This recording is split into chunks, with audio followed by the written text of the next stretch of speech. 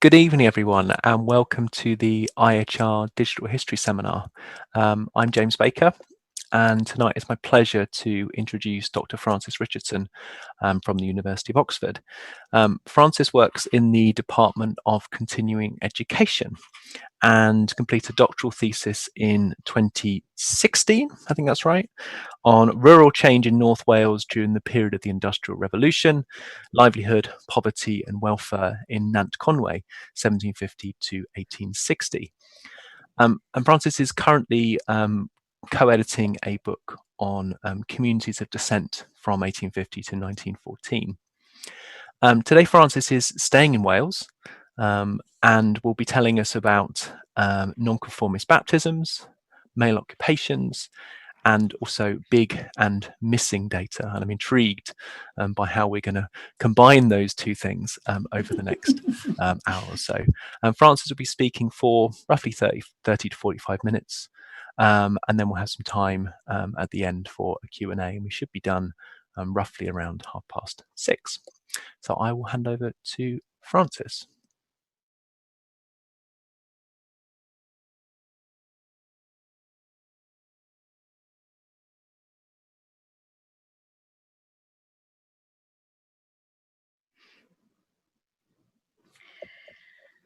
Good evening, everybody.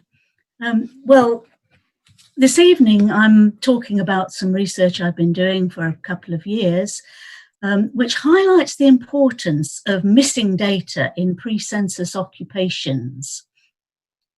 So I'm going to then describe the method and finding of the research project, which investigates whether nonconformist fathers had different occupations to those found in parish records in Wales for the period 1813 to 20.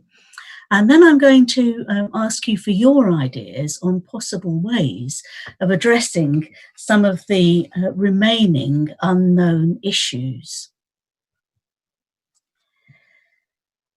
Finding out about people's occupations in the period before these were described in the censuses from 1841 or more fully from 1851 is of considerable interest to historians for understanding the development of the economy in England and Wales. There's a particular blind spot in occupational data for the early 19th century. And of course, this is a period of real interest because it was the time of rapid industrialization. And we'd love to know how many people were actually involved in this and how many people were still in the more traditional economy.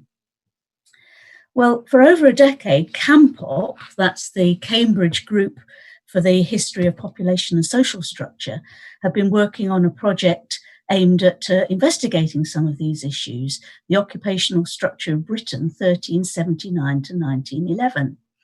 And one of their early phases looked at the data for the period 1813 to 20. Because of the shortage of good quality sources for the early 19th century, the CAMPOP researchers created what they called a quasi-census of adult male occupations for an 8-year period using parish baptism records.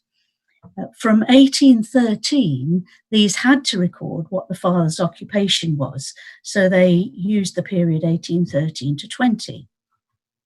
The results were published in a working paper by Kitson and colleagues and summarised in a chapter in the Cambridge Economic History of Modern Britain. One output has been a series of maps which show the distribution of men employed in different sectors. This one shows the percentage of adult males occupied in the secondary sector, in other words, crafts and manufacturing. And you'll see a big concentration around Manchester, but I was surprised to find that there weren't many concentrations in Wales. So, for example, one might have expected more men in manufacturing in Mid Wales, which was the heartland of the Welsh woolen industry, around Merthyr Tydfil in the south, which was a big ironworking area, and also the ironworking area around Wrexham in the northeast. So this led me to think, could there be something missing by using parish records as a source? Now, it's a very large source. It recorded all of the baptism records for 11,364 parish registers in England and Wales.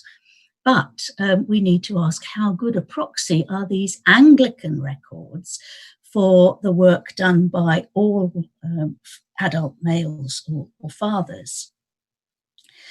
Well, the Campop research did identify that there were some missing baptisms, and they estimated that in Wales, the number of baptisms was only about 75% of the level in England. So to produce national statistics, they scaled up the records from Wales to make up for the missing baptisms. This implicitly assumes, of course, that the missing nonconformist fathers' occupations were the same as the known Anglican ones, but were they? So this research investigates that question. So the study had three aims. Firstly, to assess whether enough nonconformist baptism records were available. And I did this by looking at 7 areas of Wales. Secondly, to analyse whether there were significant differences between the occupations of Anglican and nonconformist fathers, or indeed between different nonconformist groups. And then thirdly, to evaluate how representative the available nonconformist data is and the potential impact of this extra data on the adult male occupational structure of Wales. Well, just to give you a clue, the study did find that there were significant differences between Anglican and nonconformist fathers' occupations. It also found that there were differences between different nonconformist denominations, but there were still gaps in the data, which poses questions about how best to derive a more accurate estimate for Wales as a whole. I'm not the first person to use these sources.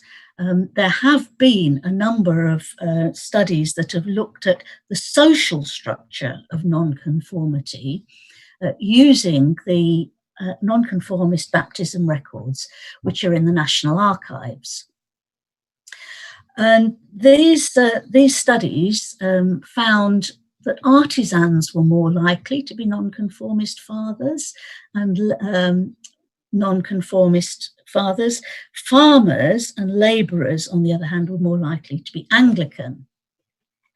Michael Watts conducted the most thorough study when he used the baptism records for the whole of England and Wales and came out with similar findings that miners and what he called depressed artisans, that's people like handloom weavers and shoemakers, were again more likely to be nonconformist.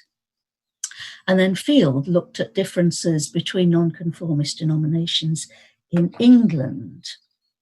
Now, all of these previous studies looking at social structure had a number of methodological problems.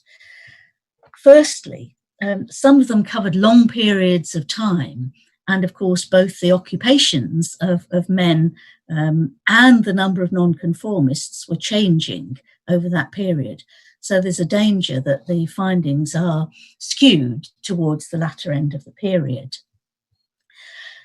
Secondly, they made no attempt to identify how representative the surviving nonconformist registers were. There are 2 issues here. First of all, missing chapels, that is, chapels for which no registers survive, and secondly, missing occupations. So we have a baptism record, but it doesn't consistently tell you what the father's occupation was. Now, using data from incomplete registers can result in bias because the fathers whose occupations aren't named aren't random. They are much more likely to be labourers, whereas people with a clear occupation like shoemaker, weaver, and so on are more likely to be mentioned. There's also a danger of geographic bias because Methodists were much better at recording fathers' occupations than the other two main denominations, Independents and Baptists. But the Methodists were stronger in the northern industrial districts of England, and Independents and Baptists were stronger in southern England. And then finally, until we had the Campop database, historians had no way of comparing nonconformist occupations with Anglicans on any large scale. So this study is now looking to use the same methodology as Campop used for Anglican registers to study 7 areas of Wales. We've got 6 contrasting hundreds.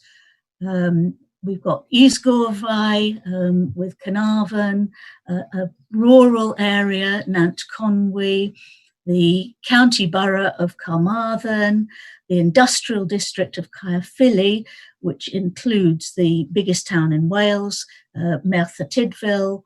We've got Newtown and Llanidloes, the heart of the Welsh woolen industry, and then we've got the northeastern mining and industrial district of Bromfield around Wrexham.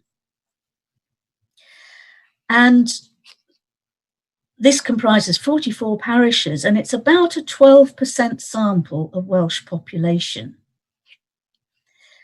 It aims to pick up the major sectors of the Welsh economy and also areas where different nonconformist denominations were strong. So basically old descent, that's the Independents and Baptists, were strong in the south, and the Calvinistic Methodists were stronger in the north.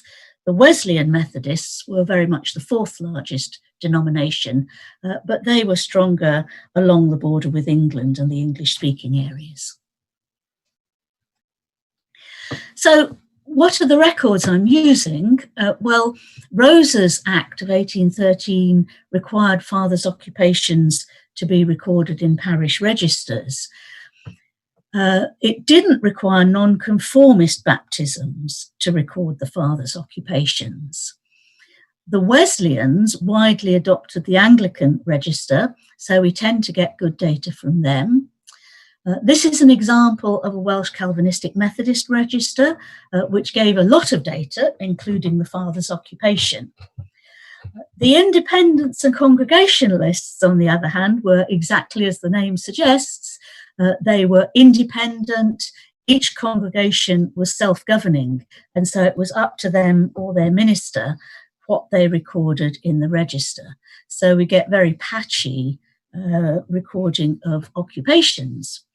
And of course, the Baptists didn't baptize children at all because they believed in adult baptism, of the sort of large baptisms that took place in Welsh rivers during this period.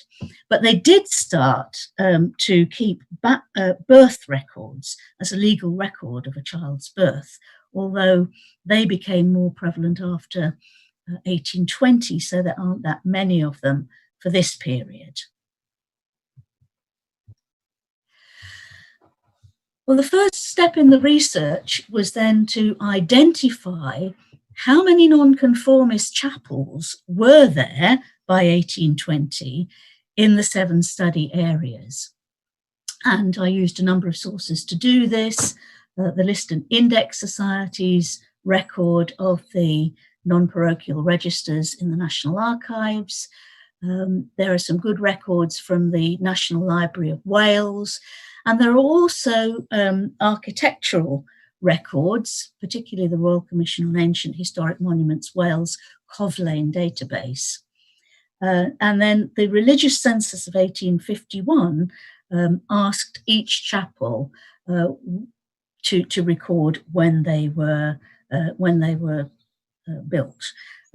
Unfortunately, you get different dates from various different records. But here are some examples of some of the early chapels around about this period. Results from this first stage were relatively encouraging. I identified 94 chapels within the study area, and I found baptism or birth records for 82% of them. This gave a total of 4,635 nonconformist baptisms to add to the 12,977 Anglican baptisms for this area from the Campop database. The surviving nonconformist registers account for 26.3 of all the births and baptisms in the 7 areas. Now, if 18% of the chapels were missing, then and if they were the same size on average as the ones for which we've got baptism and birth records, one would reckon that around about getting on for a third of the baptisms in this area were nonconformist. Of course, there was a major gap for Baptist records, so we only had 48% of Baptist chapels that had surviving records. And this particularly affected the southern industrial area of Caerphilly, including the town of Merthyr Tydfil, and to a lesser extent and also the hundred of Bromfield, the northeastern mining and industrial district.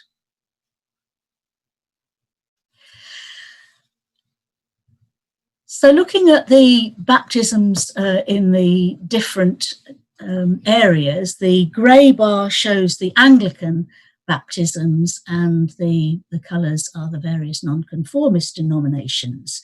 You can see that there were quite different levels of nonconformity in these various areas. It ranged from 15% of known baptisms were nonconformist in Newtown, the part of the woolen manufacturing district, whereas in Caerphilly 100, we've got 44% known baptisms and quite a lot of missing chapels as well. So one would estimate that around this period, over half of baptisms in Merthyr Tydfil, for example, were nonconformist at this stage, probably around 57%.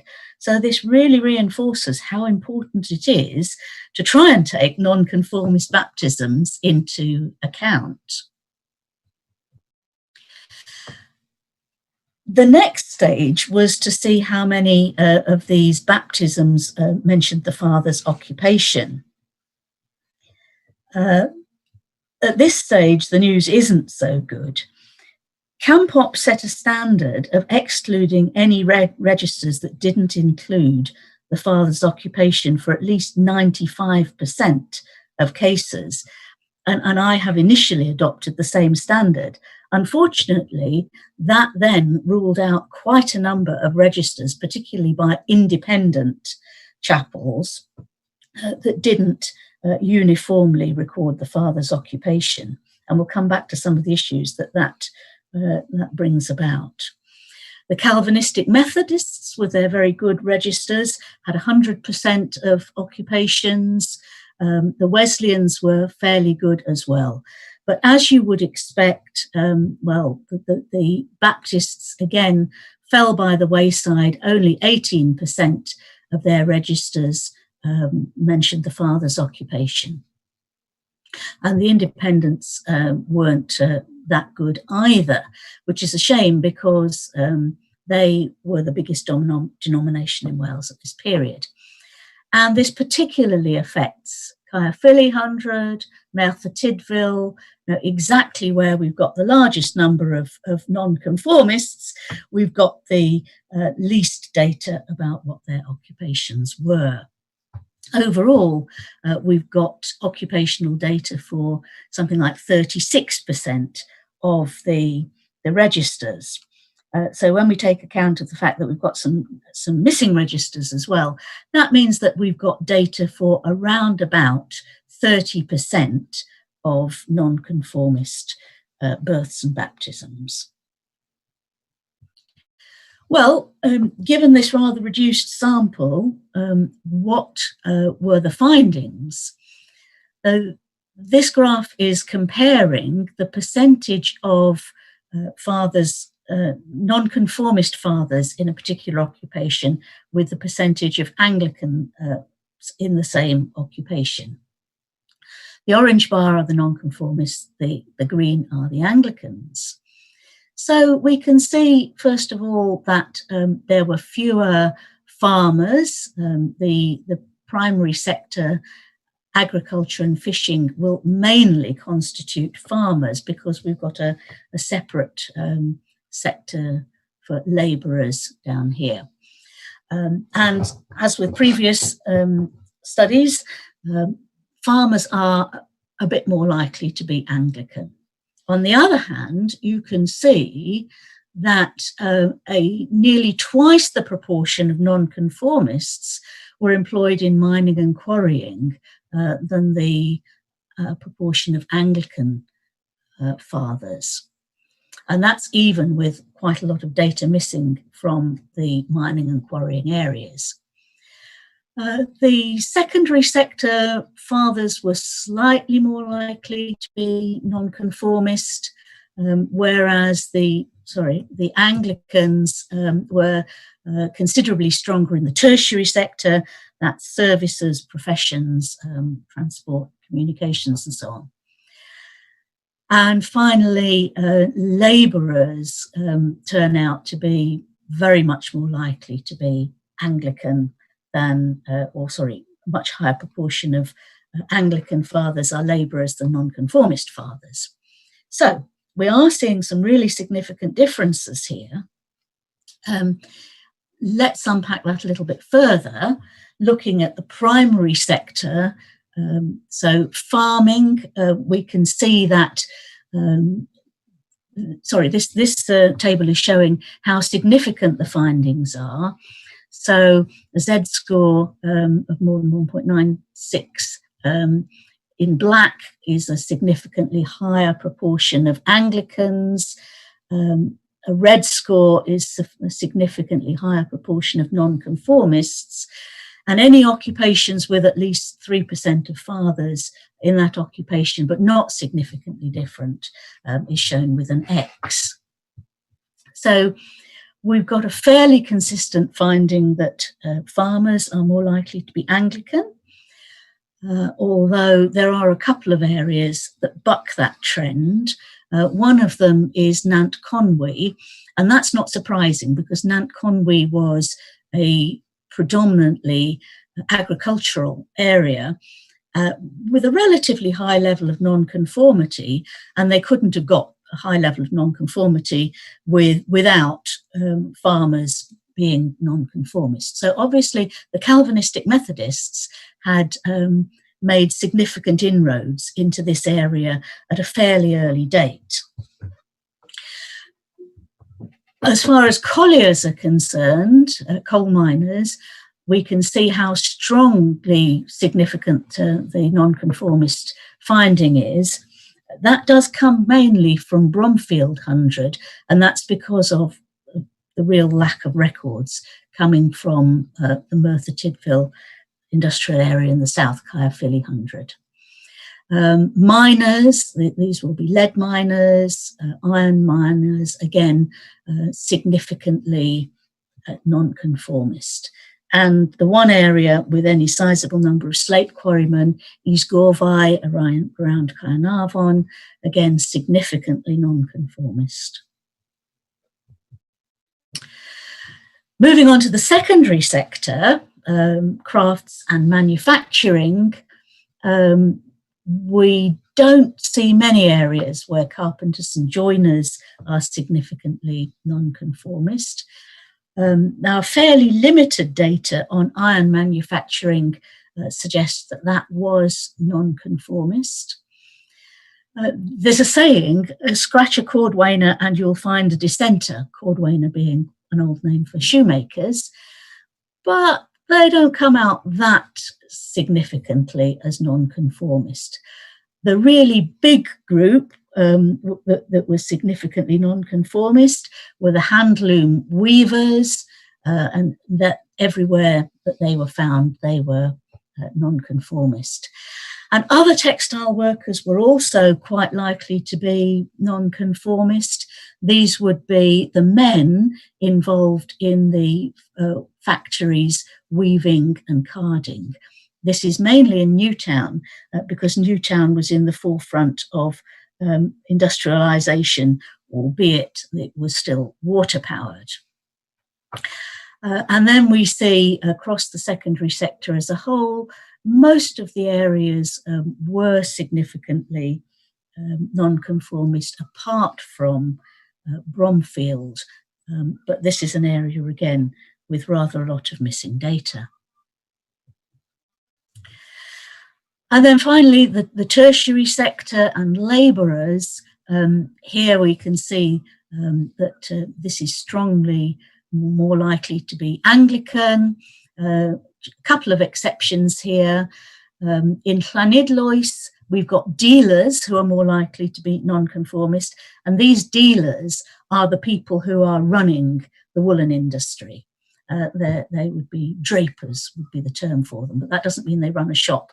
It means that they are effectively the people who are trading the woolen manufactures.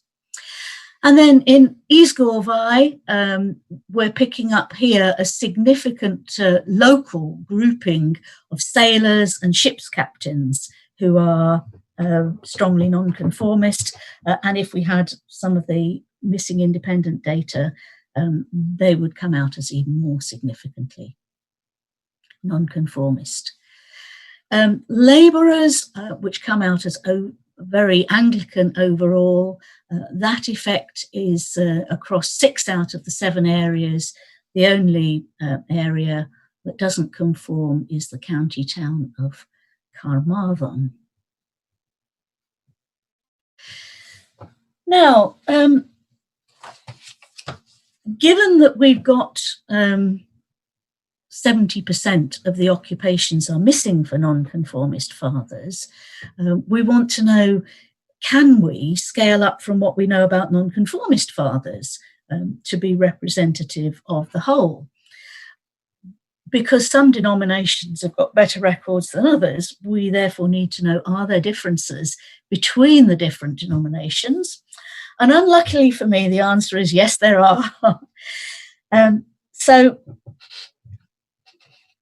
we can see, I tried to compare the nonconformist denominations with one another, and it was only possible to do this in hundreds where you had no missing chapels, and without so all of the chapels in at least 2 denominations had 95% fathers giving their occupations.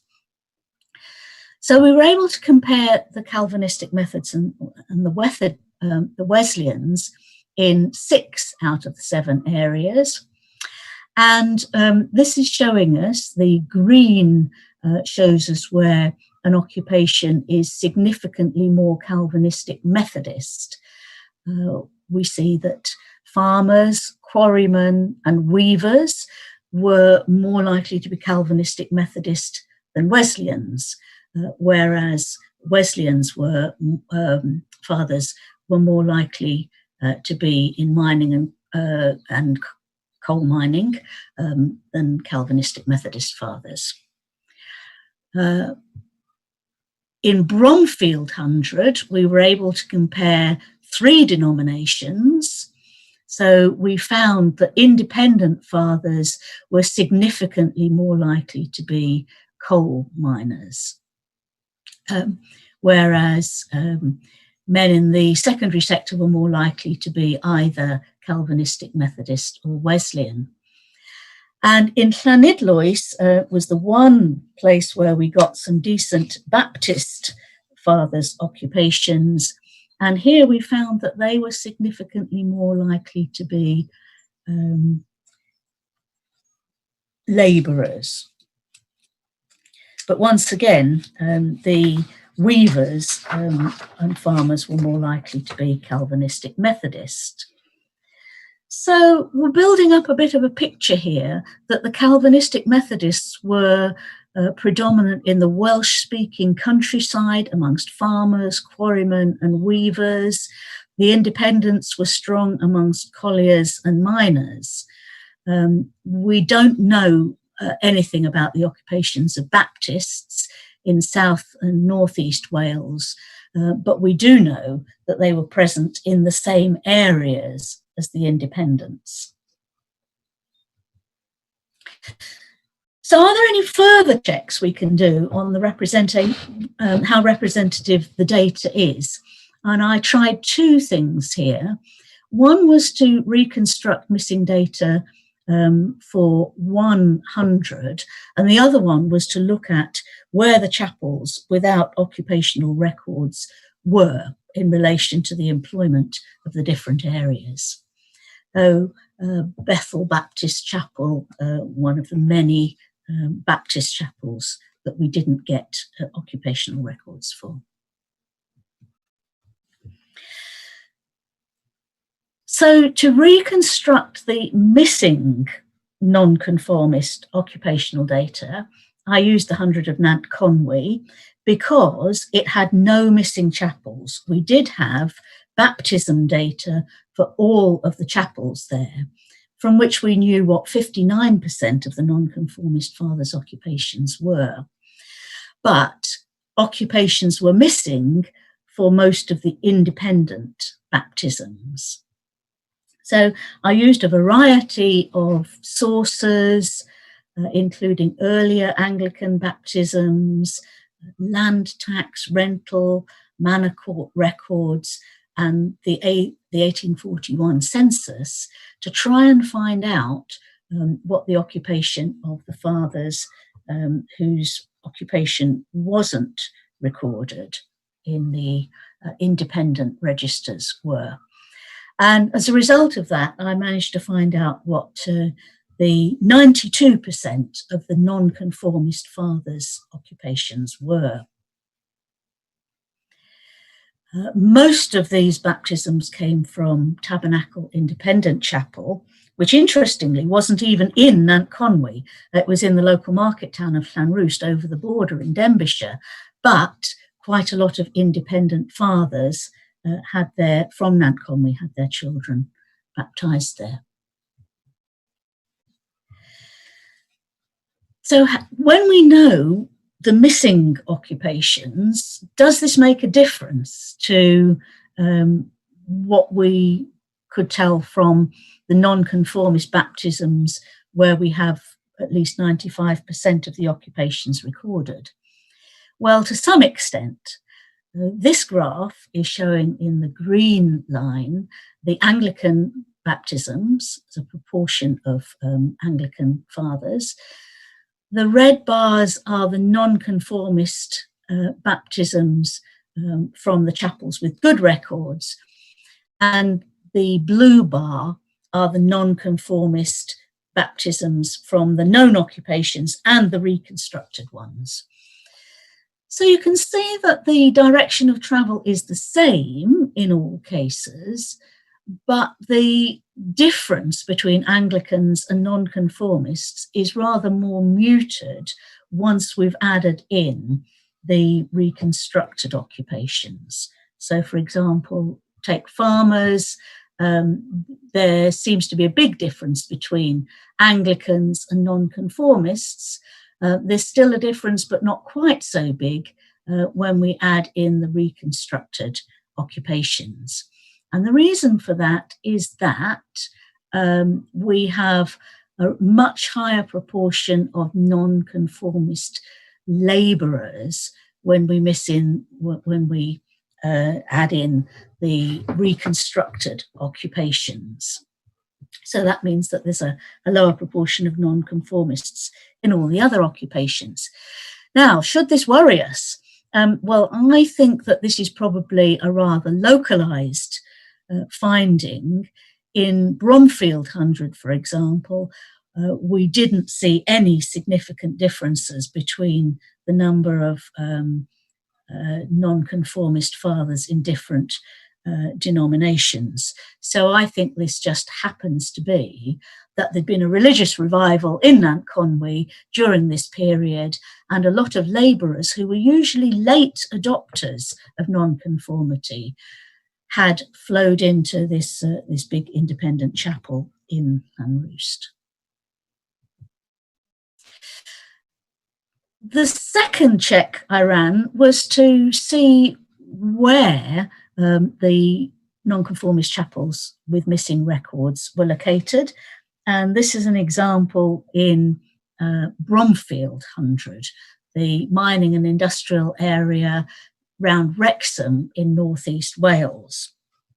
And there were 8 Baptist chapels in this area, and 4 of them had no records at all, and 4 of them had birth records, but none of them recorded the father's occupation. So we know that they had a very significant presence in this area, but we don't know what they did. So where were the chapels? Can we get any clue from this? Well, we've got one in the market town of Wrexham, which was the biggest market town in the whole of North Wales, and we've got the other 3 denominations all represented there as well. So we might expect that the fathers' occupations there could be fairly similar. Then we've got several Baptist chapels in the coal mining districts. So we might expect that the fathers there would follow a fairly similar pattern of nonconformity as the fathers we know about. And of course, we do know that the independents were very strongly, coal miners were very strongly nonconformist. Now, interestingly, there are no nonconformist chapels in this area around the Bersham iron works. I think they were making cannons and so on at this period. And there's a big area with no nonconformist chapels at all, and this is the agricultural area of the 100. There's one very small independent chapel right to the south in the farming area. So, of course, this is giving us comfort that the difference with farmers being more likely to be Anglican, and indeed labourers more likely to be Anglican, it is likely to be borne out here. And then finally, we've got 3 Baptist chapels in the iron mining and smelting area of Kevin-Mawr, and we've got 1 Wesleyan chapel to compare occupations with. So it's pretty likely that the percentage of nonconformist colliers and miners would be at least as high if we knew the occupations of the missing Baptist fathers. And we're probably missing quite a lot of data about nonconformist fathers, because we've got no data, we've only got data from 1 of the 4 chapels in the main iron smelting area. Now, there are a lot of uncertainties clearly in all of this research, but it's worth asking what potential impact would adding in these nonconformist occupations have on the adult male occupational structure of Wales. So to do this, you've got to make a couple of rather heroic assumptions. Firstly, that the unknown nonconformist occupations in each 100 had the same profile as the known nonconformist occupations. And secondly, that the proportion of nonconformists in each occupation are representative of that occupation throughout Wales. So I calculated a markup for each occupation, and that suggested that there should be something like 28.7% of nonconformist baptisms in Wales. That was reassuringly consistent with the Campop estimate of the proportion of missing nonconformist baptisms. So what's this showing us? Well, first of all, it's showing us it doesn't make a huge amount of difference. And the reason for that is that the sectors that were strongly nonconformist were a relatively small part of the Welsh economy as a whole at this period. Agriculture was the largest, so we can see that the proportion of farmers would decrease by a couple of percent if we add in the nonconformists. On the other hand, there's the biggest change is in the size of the mining and quarrying sector, which would go up by something like 4% if we added in nonconformists. And bearing in mind the amount of missing data, it's probably bigger than that. On the other hand, when we come to textiles, although weavers and other textile workers were strongly more likely to be nonconformist, it doesn't make a huge difference because actually most of the textile workers were in the 200s in the sample, Newtown and Llanidloes. And so there weren't all that many textile workers elsewhere in Wales. The strong nonconformity doesn't have a big impact overall.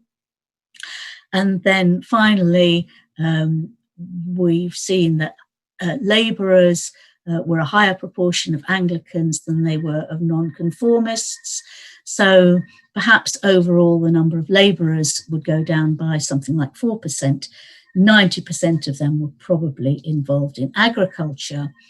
So the overall picture is that Wales wasn't quite as agricultural as you might think, only looking at Anglicans, but there was a bigger mining and quarrying sector than you might think.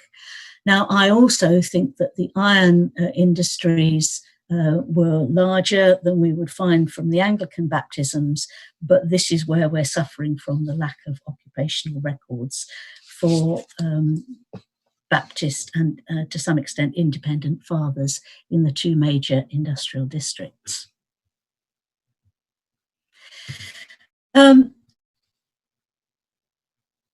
So I think we've seen clearly that extrapolating from Anglican baptisms and not taking account of nonconformist fathers' occupations will definitely underestimate some of the major sectors of Wales. But I think that overall the impact is greater if you are looking at local level or for certain sectors. We should not, for example, be examining the mining or the textile sector in Wales purely on the basis of Anglican data. That could be quite misleading. Or if we're looking at a particular area, especially one of the areas where nonconformity was strong, then again, I think that we need to take account of the nonconformists. So I think that this study has thrown up some intriguing findings, but also a number of issues. It might be possible to extrapolate more clearly, taking account of the various factors that affected nonconformity. So, for example, the local economy, the regional, urban and rural denominational strengths, the propensity of some occupations to be early adopters of nonconformity, and how far nonconformity had penetrated in some of these areas. There were areas of the countryside that were 100% Anglican still at this date. So can you think of a better way of estimating the 70% unknown nonconformist occupations? Another area thought I have is that we have excluded some interesting data, for example, from independent chapels that didn't record 95% of occupations. We wouldn't know, for example, from the data in the study at the moment, that a large number of shopkeepers in Caernarfon were nonconformist, or that there was very strong nonconformity amongst sailors and ship's captains, because they all attended an independent chapel that's got excluded from the record. So can we find a way of using this data, because it feels at the moment that excluding it, we are missing some useful information. And you may well have other questions or comments, and please, if you think of anything afterwards, do email me at this email address.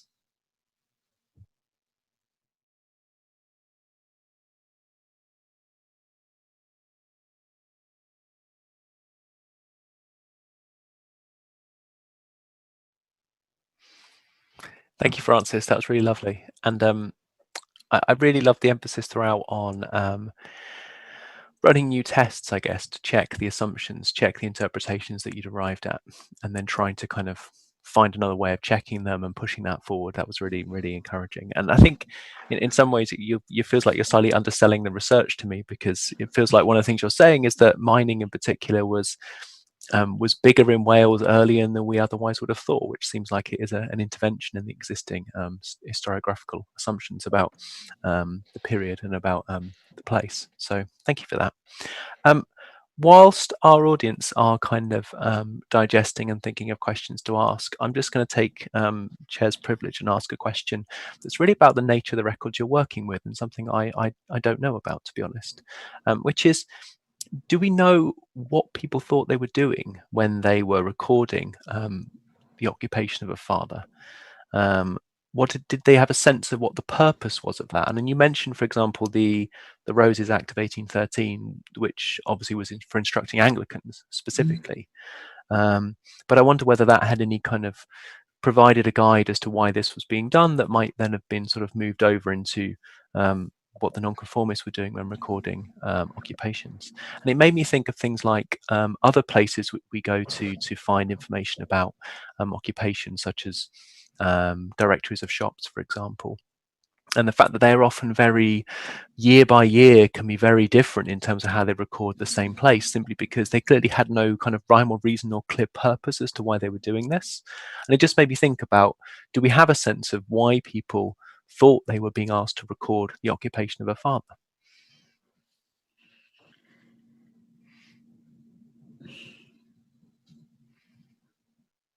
Yeah, what an interesting question. I think the reason why Roses Act wanted fathers' occupations to be recorded was to give a clear legal record of the birth of a child. And that's why a lot of nonconformists adopted the same principle. And this is particularly important in Wales, because you might find 7 John Williamses or William Joneses in the same parish. So giving an occupation does help to pin down whose child was this, which they might need for legal purposes at a later date. But it's interesting that some ministers who recorded it on some occasions and not others seemed to be a little bit unsure about what the father's occupation was. And I think that this is why we've got to be very careful about chapels that record some occupations and not others. But I just wonder if this is being a little bit ahistorical in expecting that all married men would have a fixed occupation. And let's not forget, this is the period just after the Napoleonic Wars, when 250,000 men were demobilized from the army and navy. farmers were letting land revert to rough pasture and laying off a lot of the labourers that they'd employed to grow corn on marginal land during the wars, that make-work schemes were being put in place to try and give some sort of income to all of the unemployed men. So it's quite possible that the Anglicans recorded an occupation, and if they didn't, if you got a guy who didn't actually do all that much, just found a bit of casual work from time to time, they were put down as a labourer. Whereas the nonconformist minister, who might not know people who didn't come from the immediate area, just didn't put anything down. That's really fascinating, thank you, and it really gives a kind of a rich sense of something we often talk about in this seminar, which is about sort of knowing your data and knowing where it comes from, and therefore knowing some of the limitations of it. And it makes me kind of think there must be something very special about a nonconformist individual, a nonconformist sort of church leader who would fully fill out all these details, even though they weren't required to by law. That must be a kind of there's something kind of special about their character, I guess. I'm just sort of checking the questions on the chat, but I wondered if my co-host Melody would like to ask one of her questions, because I know she has a question on the chat, but you can probably describe it better than I could, Melody. Sure, and I just kind of wanted to know if your work on occupational data really reminded me a lot of Charlotte Erickson's work on migrant shipping lists and how she was trying to figure out the occupations. And I wanted to know, how do we know that generic unknown occupations were likely to be laborers? Is that just an assumption, or have there been studies on that and I just don't know about it? No, you're absolutely right. The only study that I know of it is what I've done here, where I tried to reconstruct the missing occupations for one of the hundreds. In discussion with Lee Shaw Taylor from Campop, that was certainly his view, and it's my strong impression from working with the data from other registers as well. We can very often see who the farmers are from other sources, and so I think that it's just this sort of sense that when somebody hasn't got a very clear occupation, and if you're being forced to put something down, like the Anglican registers or the Wesleyans and the Calvinistic Methodists, who are expected to fill the register out, they will just sort of put labourer as a bit of a catch-all term. Some of these people may well have been cottagers, for example. Another way that you can judge, certainly in Wales, that somebody is likely to be a labourer, a farm labourer, is their address, which is always given. So you can clearly see when these people are living in the farming areas. And you know that if they had an occupation like blacksmith or something like that, that would be clearly stated. That's great. Thank you very much. We have a question in the chat from Kelvin Beer Jones. Kelvin's interested in the link between father's occupation and births. And they ask, I wonder what the relationship is between Anglicans and nonconformist births, and whether there is data available in data sets on that. And he says, for example, the numbers of children per father and maybe the child death rates. So do we know much about those kind of the differences in things like birth rates between Anglicans and nonconformists among in Wales in this period? Well, that's another very interesting question, and the answer to that is no. The Campop Anglican research assumes that fathers in different occupations had the same number of children. I think that that's something that probably could do with a bit further investigation, because there's been some fairly recent research that suggests that men in some occupations, like agricultural labourers and miners might have more children, as they clearly did at a later date. But even at this date, it's possible that men in some occupations married younger and had more children than other men. So I think it's occupation which is likely to affect the number of children more than whether somebody was nonconformist or Anglican. At the other end of the spectrum, of course, farmers would tend to marry quite late. You've got to wait until you've got a farm, which tends to happen not when you're a very young man. So it wouldn't be at all surprising to find that farmers had rather less children than, say, farm labourers. Thank you, and that's really fascinating, because that links to something I was thinking about towards the end when you were talking, which was that, and particularly about the Baptists and the absence of the Baptists from the data, and the ways in which that kind of assumes something about the life course. It's baked into the data and baked into the way data and occupations is collected, that people have children, that people are baptized at birth. But one of the ones you also just spoke about there is that it's baked into it to some extent that people have children roughly around the same time. But of course, we know, depending on occupation, as you just described, that's not necessarily true. And I wondered then if you could speak to, seeing as you're clearly very knowledgeable about this kind of data, what sort of other assumptions about the life course or people's kind of behaviors that might be baked into this. You mentioned, for example, I can't remember where it was you said, but there was an example of people who were having baptisms in a chapel just across the border, I think you said. And that's then interesting, because the way in which occupations of fathers in baptisms are recorded is therefore assumed to some extent that people go to a kind of local church. But of course, people may, for example, have to travel a little bit further to their nonconformism of choice if it happens to not have a sufficiently large congregation nearby to set up a chapel. So I just wondered if you could say anything more about sort of those kind of assumptions that you think are about the life course that are baked into this kind of data. Well, on the second part of your comments there, James, certainly nonconformists didn't go to the nearest chapel in the way that Anglicans belonged to their parish church. Nonconformists were gathered congregations, which means that you chose to join a particular denomination and chapel, which might be somewhere away from where you live.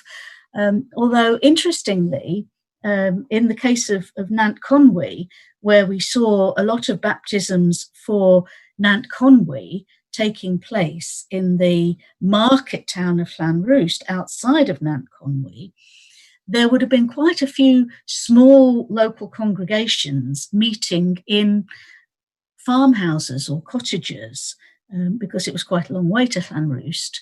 And so their Sunday services would probably be in a farmhouse, but their baptisms were certainly registered in the mother chapel. On your other question about, is there anything else that we know about life course that could affect all of this? Now, this would be rather controversial for Campop, I think, but another assumption behind their use of Anglican baptisms to measure for adult male occupations is that married men and single men have similar occupations. And they did some, due diligence before they got a large grant to do this research, where they showed that they thought that this was the case. All I can say is that I think another piece of research to be done about Wales will show very clearly that unmarried men were much more likely to be labourers than married men. So, and it may be, of course, that you didn't get married because you couldn't afford to keep a family until you got yourself a decent job. That's really fascinating. Thank you. I can't see any final questions on the chat, so I'm going to suggest that maybe we draw this to a close. I've certainly learned a huge amount about Wales in this period, and particularly about the ways in which, as I said in my last question, some of the ways in which data is collected. And the way we then use it as historians can sometimes sort of mismatch with the actual reality of lived experience. Although the folks on the stream can't see this, I can still see Francis's final slide with the kind of issues and questions that you've kind of raised. And I do wonder whether we've actually helpfully addressed any of those rather than actually creating more. But I hope some of the comments in the chat and some of the comments, the questions we've had here sort of can help you progress some of those agendas, because it seems like there's some real fascinating research here, and certainly research that is not, as I think you've particularly described in the final question, not merely using the data because it's there, but really thinking carefully about the construction of the data and how we might kind of make meaningful kind of historical analyses of it. As I've been rambling before closing, there has been a final question come into the chat, which I will ask, if that's okay with you, Francis. So it's a question from one of our conveners, Richard Swart, who asks, do you know much geographical movement there was? Sorry, how much geographical movement there was in certain occupations such as labourers, or were the populations, particularly nonconformists, relatively stable and static? And I'm guessing he means there about occupations in moving between towns rather than merely moving around a little bit to use churches. Yeah, there was considerable mobility in the country districts, because most of rural Wales is quite sparsely populated. You certainly got people moving around in between parishes within something like perhaps a 20-mile area. So you might be a farm labourer working on one farm this year, and you'd get another contract and you'd work on a farm 20 miles away the next year. Then we've got the sort of wave migration going on into the industrial districts. So people moving into the northeast or the Merthyr Tydfil areas, tending initially to come from the areas, sort of the rural areas not so far away, who knew about it, and then their places being backfilled by people from the even more rural areas further away. And you've got different levels of mobility in different occupations. So if you're in a farming family who's got a good farming tendency, then you're likely to stay put. If you've got a relatively poor farm, you're on the lookout for something else, and you're going to move around to find it. People in some craft occupations are fairly highly mobile. If you're a blacksmith, for example, or a mason, you're likely to be moving around quite a lot, looking for, where the big projects are that you can work on. And then the sort of the most long distance migratory will be the professional people coming to Wales, quite often, English people coming to Wales because the level of education in England tends to be higher than Wales at this period. Thank you so much, and that adds a real kind of final richness, I think, to what we know about some of the kind of the larger bulk trades and occupations that you mentioned, the extent to which we can think about those as potentially being sort of more enduring, some of what you've been talking about, and how some of the reflections on some of those professional trades, though you didn't really speak much about those, because I guess there's not much of that to speak about from the data anyway, gives us more of snapshots at time that might be quite fleeting. So thank you for those comments. I'm going to suggest we draw this to a close, and we would normally, of course, have a hearty round of applause, but I will be putting a clap on the chat, and hopefully our fellow attendees on YouTube will join us in adding a clap on the chat. So thank you so much, Francis. That was really fascinating.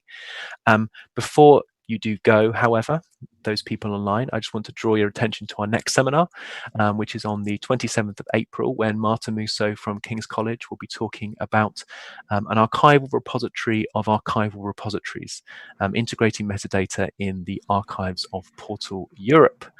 So a very different seminar, but no doubt one in which the idea of gaps and absences in big data will no doubt arise. So we hope to see you then on the 27th of April. And thanks once again to Francis for a fascinating paper. Thank you.